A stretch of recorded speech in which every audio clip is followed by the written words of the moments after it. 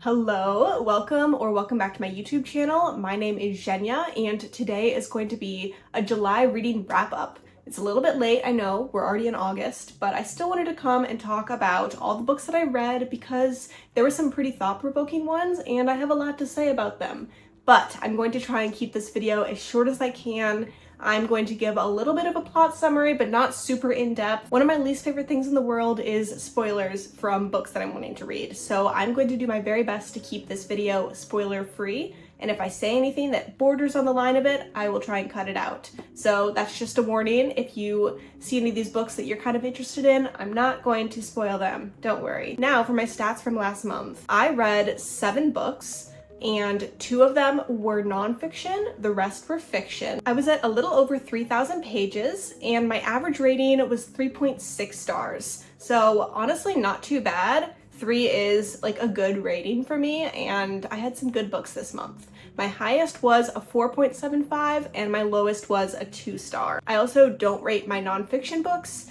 I'm actually not sure why, but I think I'm going to start rating them, maybe starting next year, but since I haven't rated any nonfiction books this year, I don't want to start halfway through the year. That just does something bad to my brain. Okay, that's enough about stats. Now we're going to get into the books that I read. Okay, the very first book that I finished in July is actually my highest rated book of the month, and that is A Tree Grows in Brooklyn by Betty Smith. I do have a full reading vlog on my channel where I go pretty in-depth with my thoughts, but I will still talk about it here, of course. So this book is about a young girl. Her name is Francie Nolan, and this is a coming-of-age story during the 20th century, and it is set in Brooklyn, New York. She is really navigating poverty and family struggles, education, a different kind of upbringing, and there's a lot of talk of immigration and what is going on in that time period in Brooklyn. To me, A Tree Grows in Brooklyn was a very precious family story, and it was layered and it was very interesting to follow. And honestly, the book doesn't really have a plot. It's mostly that you're following the family's journey. I think that the book itself is really a statement that good things can be found in any difficulties that life throws at you, and family can really be something that you can lean on in times of trouble. I really like that Francie has a certain maturity for her age, but she still has that young, childlike quality throughout the book, and she's a bit witty, and that was really fun to follow. And in this book, you're also getting a glimpse of what it looks like to live a little on the lower wealthy side in Brooklyn in the 1900s, and a lot of those themes actually felt very similar to what we hear about now, so that was very interesting to read about. Overall, I really loved A Tree Grows in Brooklyn. I rated it 4.75 stars. I think that anyone could and should read it. Highly recommend it. And that's all I have to say about this one. Please read it. The next book that I read is Parable of the Sower by Octavia E. Butler. It is the only book that I don't have here with me physically. I read it on my Kindle through the library. But wow, I loved this book as well. This is set in a dystopian future where climate change is really starting to cause a huge problem in the world, and we're following sort of a societal collapse. Our main character is Lauren. She is a teenager. She ends up escaping her neighborhood, which is burning. She gets separated from her family, and throughout those struggles, she ends up developing her own thought process, or sort of a religion called Earthseed. This book was published 32 years ago, and it is set from 2024 to 2027. This book was originally considered a science fiction when it was published, but now it is more of a dystopian because there are certain themes that parallel where we seem to be heading as a world or a country in the United States. So I think that is a big reason that this book has gained a lot of popularity recently, but it has always been a very popular book, honestly. And Octavia E. Butler, she's a wonderful author. I really liked her writing style. She is pretty straightforward, but there's a deeper meaning behind everything she has to say, so you kind of have to pick it apart or kind of take away the layers slowly, and that was really fun to experience. For me, the biggest takeaway of this book is just that we really need to find a source of community and come together to face our struggles. This is something that is very difficult, and I'm hoping that people will slowly get back into it because community is so important, and we really need that to be able to push forward. I think that the world feels pretty uncertain sometimes, and community can help with either just someone to talk to or a support system, or to push against something that we are heading towards. And community can be a great way to take action and not feel alone when you do it. I found that the Earthseed entries that are throughout the book were very insightful,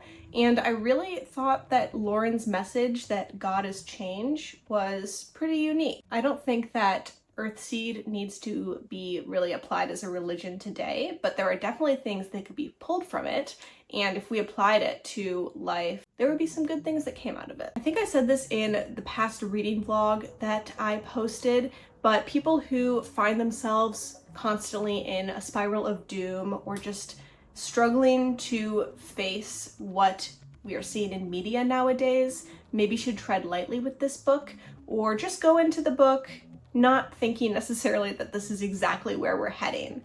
Again, this book was meant to be a science fiction, and just because we have a lot of people out here saying that, oh, this is exactly the path that America is heading down, just, I don't know, go into it with a grain of salt and try and remain hopeful throughout your time reading this book. And yeah, like I said, just if you really worry a lot or you tend to think about the very worst case scenario, my opinion is that maybe you could skip this one for now or just go into it with a different mindset. I do think that this is a really great book though, and I would recommend it. I gave it 4.5 stars, and I would definitely love to read more by Octavia E. Butler. The next book that I read is Breasts and Eggs by Meiko Kawakami. This is set in Tokyo, and we follow a working class woman as well as her sister who is obsessed with her upcoming procedure for a breast enhancement surgery. The book really confronts issues on body image and how women are viewed in society. And it's a little bit different because it is set in Japan, so the cultural expectations are a little bit different than America, where I'm from.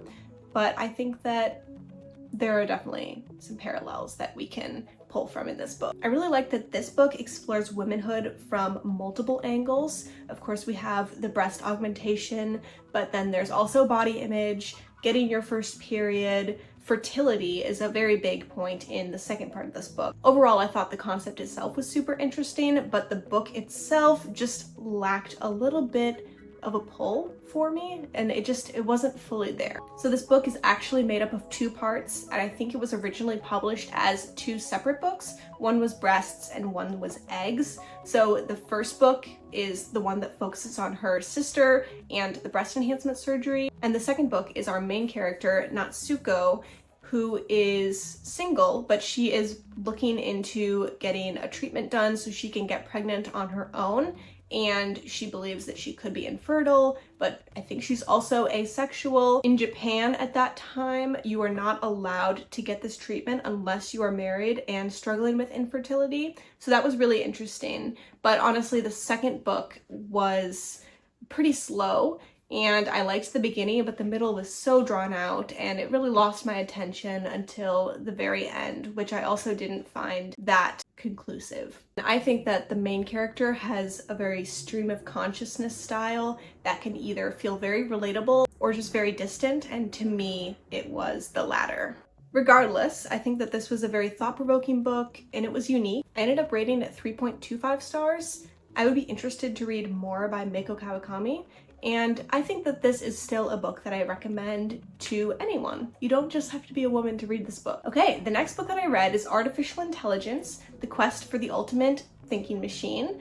This is by Richard Irwin, and it is about AI. The book itself traces the history and ethical dilemmas and breakthroughs that we are having with this sort of technology, and it really explores humanity's endeavors to find a thinking machine that is more powerful than the human brain. So AI is a very hot topic nowadays, and there's a lot of debate about whether people should be embracing it or utilizing it or just completely boycotting it. I don't see a lot of the in-between.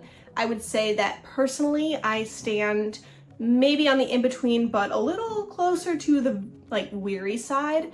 I think that AI, for the most part, where we are today, it is really used in not a negative way, but it ends up going down the wrong path. And I think that it's leading towards people not being able to think critically or even want to think critically. And I think that used in education and in schools, it should be a huge no. I don't see why it's getting encouraged. Honestly, I could just go on a whole different pipeline with this and just start ranting, but that's not what this book review is about. I received this book as a gift, and I didn't go into it with any expectations.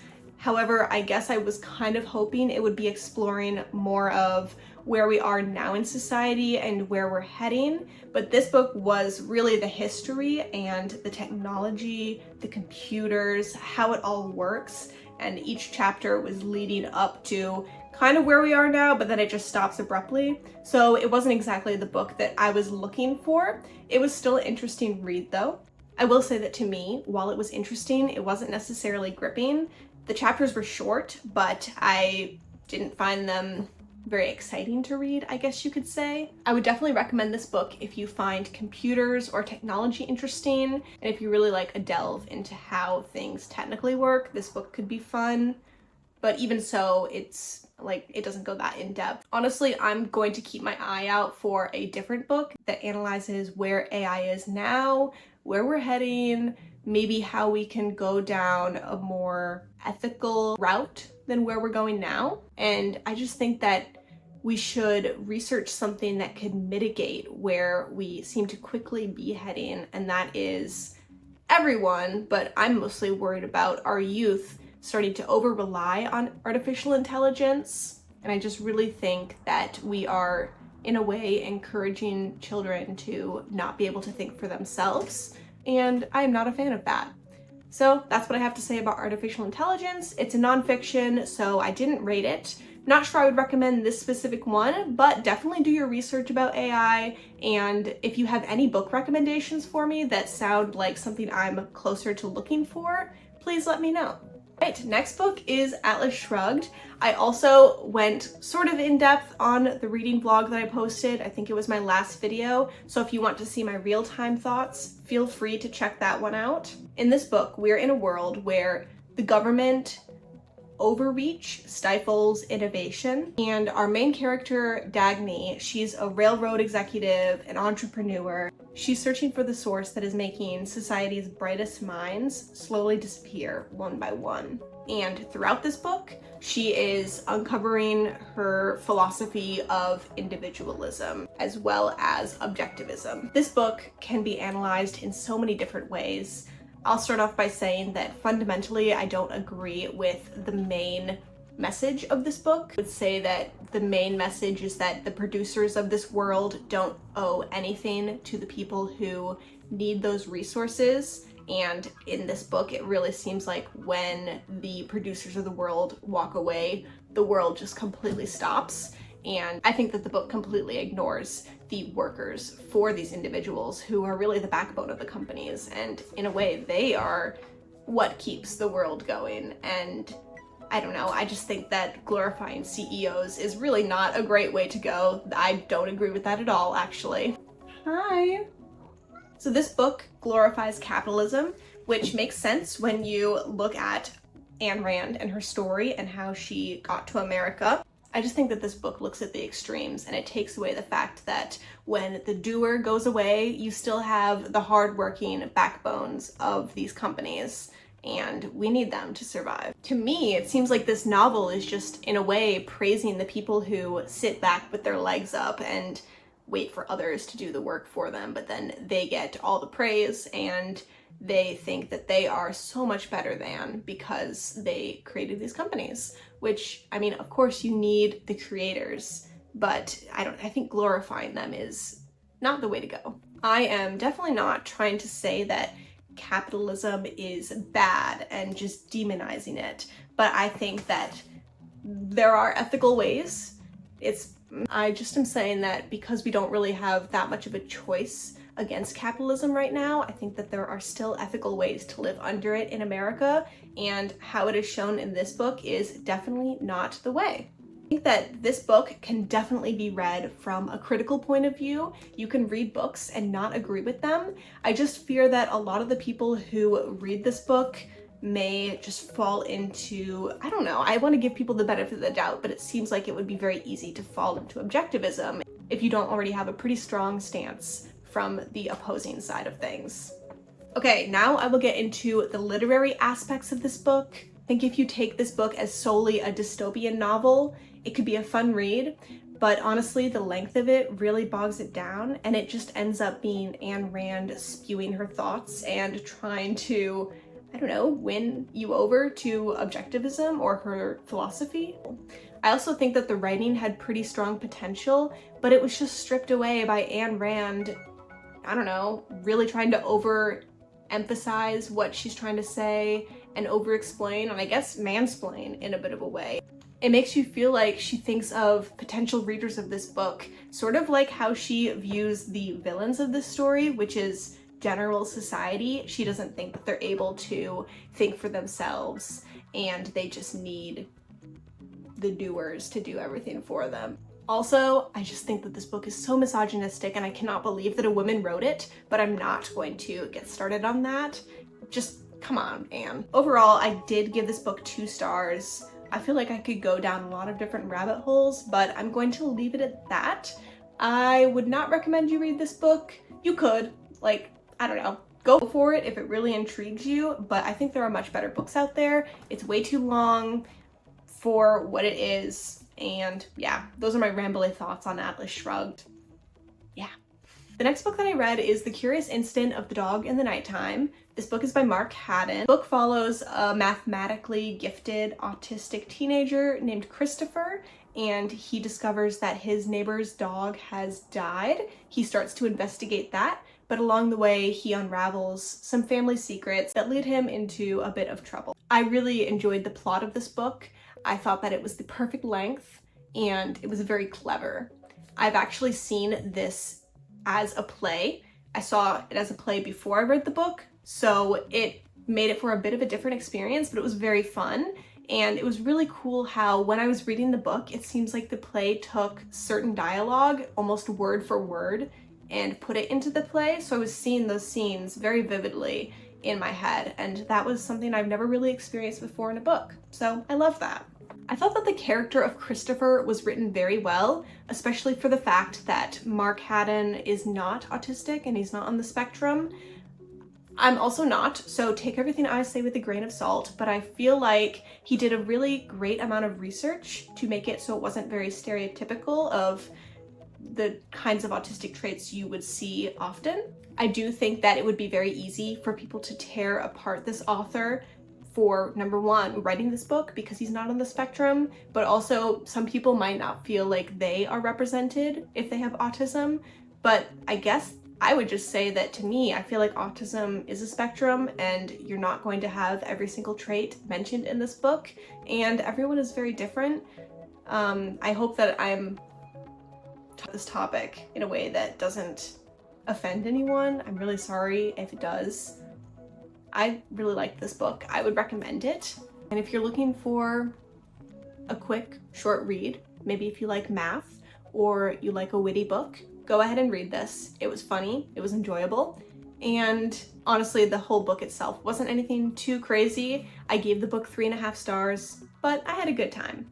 The final book that I read this month is The Bookshop, which is the history of the American bookstore. This is by Evan Friss. The book examines how these literary spaces have shaped society and how we went from what we started with to where we are now. I think that the author did a really great job of making a history book not only informative, but also enjoyable to read. And I feel like that could be rare in a lot of history books. Of course, this can't be fully comprehensive, but I think what it highlighted was super fun and I thought it was important. I really loved that every chapter was preceded with something anecdotal. It made it feel very fun and bookish, and you could tell that the author really enjoys reading, so it feels super relatable. I really loved that independent bookstores were highlighted throughout history, and I really liked that independent bookstores were sort of pushed as something you should be supporting instead of big mega corporations like Amazon or even Barnes & Noble. They did talk about Barnes & Noble in here though, and it was really interesting to see the history of it. Women were often spearheading these bookish innovations, and you know, I love to see that. I would say that this book is definitely a must-read for any book lover, and I think that if you only read fiction, this could be a great way to get into nonfiction. And I didn't rate this book, but I highly recommend it, and I'm very glad that I read it. Okay, we did it. Those are all 7 of the books that I read in July. If you have read any of them, please let me know down below. We can have a little conversation about it. If you have any book recommendations for me based off of what I read or based off of anything I've said, feel free to let me know. I love hearing what you guys have to say in the comments below. Feel free to like and subscribe. Thank you so much for the support, and I will talk to you in the next video. Bye!